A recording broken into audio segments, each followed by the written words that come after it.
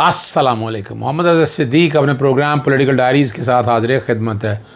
31 मई 2025 और आखिरी दिन एक बहुत ही बड़ी ख़बर बावसूख ज़राए से हमारे दोस्त हैं लंदन में, बहुत से लोग जानते हैं उनको। उन्होंने बड़ा वाज़ेह कहा है कि पूरी दुनिया में बहुत से लोग जो हैं वो इमरान खान के गारंटर बनने के लिए तैयार हैं, लेकिन दूसरे फरीक के गारंटर नहीं बनने के लिए तैयार कि उन पे एतबार नहीं है।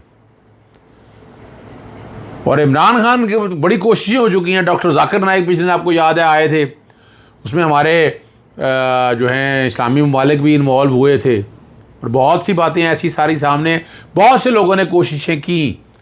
सुनने में तो ये भी आ रहा है डॉक्टर जाकिर नाइक की मुलाकातें भी हुई, मेरे पास कंफर्म रिपोर्ट नहीं है, लेकिन जो हमारे दोस्त लंदन में हैं वो बड़ी वाज़ेह तौर पर ये बात करते हैं और वो कहते हैं जनाब कि गारंटी इनको नहीं मिल रही, इन पे एतबार कोई नहीं, हुकूमत पाकिस्तान पे या इन लोगों पे एतबार कोई नहीं करता कि कल जो आप कहेंगे पूरा नहीं उतरेंगे। इमरान खान तो खड़ा है, वो टूट नहीं रहा, वो हिल नहीं रहा, वो भाग नहीं रहा, वो डर नहीं रहा, वो एक चट्टान की तरह खड़ा है, मुकाबला कर रहा है इन लोगों का। ये है बड़ी बात। डीलें ये ढूंढ रहे हैं, वो नहीं ढूंढ रहा इमरान खान। तो ये बैठे बैठे कह रहे हैं नो डील, इमरान खान ने डील करनी। अच्छा, दूसरा डील की एक और वजह क्या होती है? डील की दूसरी वजह होती है कि कोई ना कोई एक फरीक मुल्क से बाहर चला जाता है।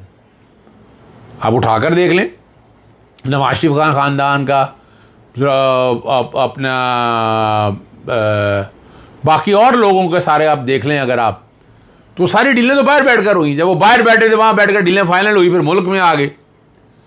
इमरान खान में तो कोई फैमिली में से, बहनों में से, बुशरा बीबी साहबा तो जेल के अंदर है, इनमें से कोई बाहर गया हो, वो डर और खौफ इसी बात का ये बाहर चले गए तो इनके लिए मुसीबत ना पड़ जाए, इसलिए वो बाहर निकलने में देना नहीं चाह रहे इनको, ना अलीमा बहन को, ना उस्मा खान साहबा को, और बहनों को भी नहीं जाने दे रहे बाहर। इसीलिए या तो हो ना कि इनमें से कोई बाहर गया हो, तो वो बात समझ आ रही मुझे वैसे बात ये अपील की है उन मेरे उस दोस्त की जो लंदन में बैठे हुए हैं और बड़े बावसूख। और देखिए मैं कई ऐसी बातें हैं, उन्होंने एक और खित्ते के हवाले से, इसराइल के हवाले से एक बड़ी पेशनगोई की हुई है। जो बात बताई है डॉक्टर जाकिर नाइक जब पाकिस्तान में आए थे उस वक्त कहा था, और मैंने भी उस वक्त कहा था कि ऐसे नहीं है।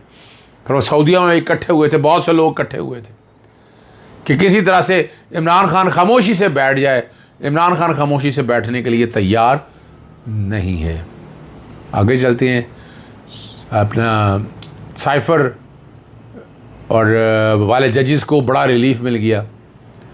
नज़रसानी की दरख्वास्त दायर कौन से को, मिलिट्री कोर्ट के केस में। हनीफ अब्बासी और इमरान खान जो मर्ज़ी बातें करता रहा। हनीफ अब्बासी की तो पाशकू भी नहीं है इमरान खान के, अब छोड़ें क्या, गली के वर्कर के करीब भी नहीं है, ठीक है ना जी। और अली जदी के साथ क्या ज़्यादती हो रही है उनके भाई के हवाले से, उसने जो बात की है उस पर कुछ कोशिश करेंगे, बात करेंगे। साइबर केस सुनने वाले इस्तारा दहशतगर्दी के जज अबुल हसन जुल्करनैन समेत डेपुटेशन पर आए दीगर जजेस को इस्लामाबाद हाई कोर्ट से बड़ा रिलीफ मिल गया। ज़िले अदलिया में डेपुटेशन जजेस को वापस भेजने के ट्राइब्यूनल ऑर्डर के ख़िलाफ़ बड़ा फैसला आ गया।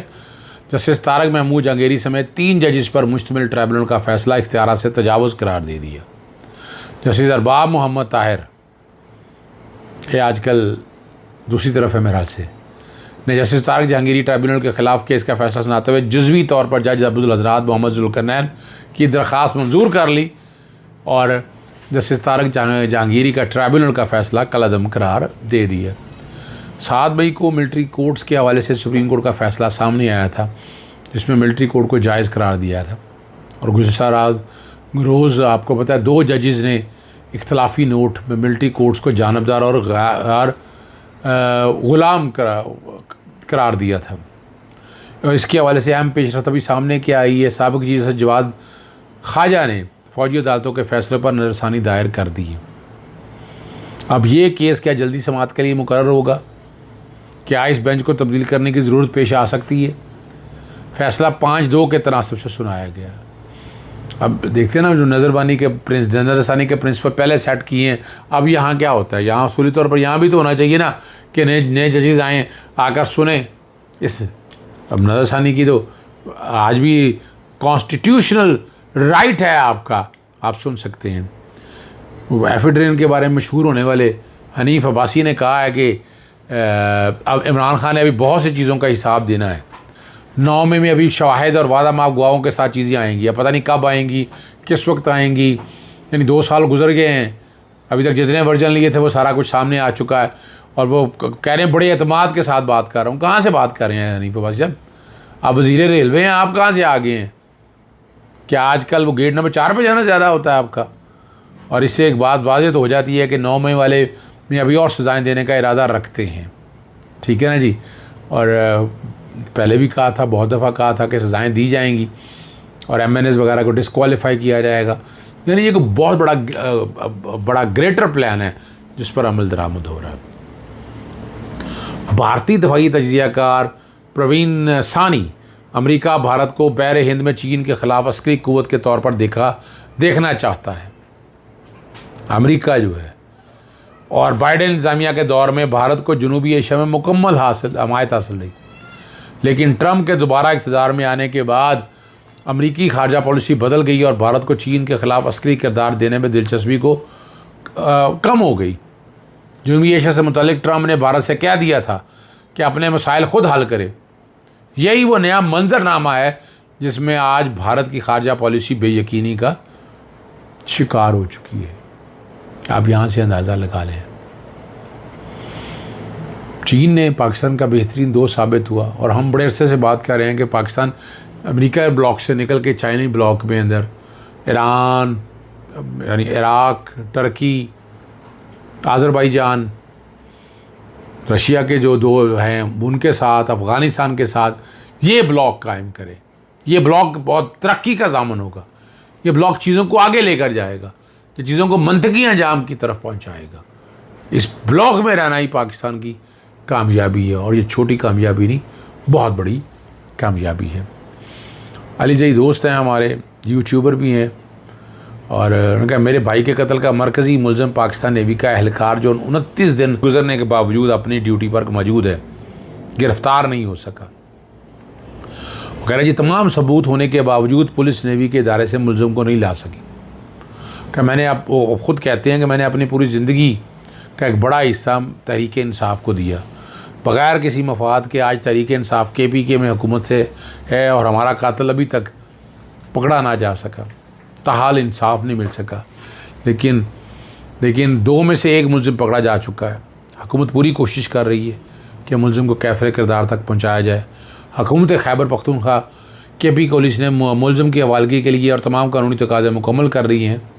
ताख़ीर हुकूमत खैबर पख्तूनख्वा की तरफ से नहीं हो रही। जैसा कि सब जानते हैं कि पाक बहरिया जो हुकूमत खैबर पख्तूनख्वा का मातहत इदारा नहीं है, लिहाजा ताख़ीर जिनकी वजह से हो रही है वो आपके सामने मौजूद हैं। अब 9 मई का जो फ़ैसले आ चुके हैं, उस फ़ैसले के बाद ये अगली जो पड़ाव है वो मिलिट्री कोर्टों की। 43 दिनों के अंदर ट्राइब्यूनल ने मेजॉरिटी जजेस ने कहा था कि अपील का राइट दें। तो एक चीज़ तो इस्टेब्लिश होगी कि अपील का राइट नहीं था, वो राइट मांगने की बात हो रही है कि वो अपील का राइट दिया जाए, फराहम किया जाए, ठीक है ना। वो और उस राइट को लेने के लिए ये सारी कोशिशें हो रही हैं, ठीक है। यहाँ से आप अंदाज़ा लगा लें कि हालात क्या हैं। अब अगली जो बात है कि वो अपील का राइट लेने से पहले हो सकता है, यानी जैसे 9 मई में जिन लोगों को सज़ाएँ हुई हैं, कल इनको मिलिट्री कोर्टों की तरफ ना ले जाया जाए। लेकिन अब एक ही जुर्म में 2 सज़ाएँ तो हो नहीं सकती हैं। अगर ये करना भी था, अगर मिलिट्री कोर्टों की तरफ लेके भी जाना था तो उस वक्त लेके जाते, उस वक्त क्यों नहीं किया? क्यों है 9 मई के, यानी जिन लोगों को सज़ाएँ दी हैं मिलिट्री कोर्टों में, उनका 9 मई का ट्रायल नहीं चले इस दहशतगर्दी की कोर्टों के अंदर। ये एक बारीक लाइन है जो वाज़े करती है इस चीज़ को, जो वजाहत एक्सप्लेन करती है कि असल बात है क्या।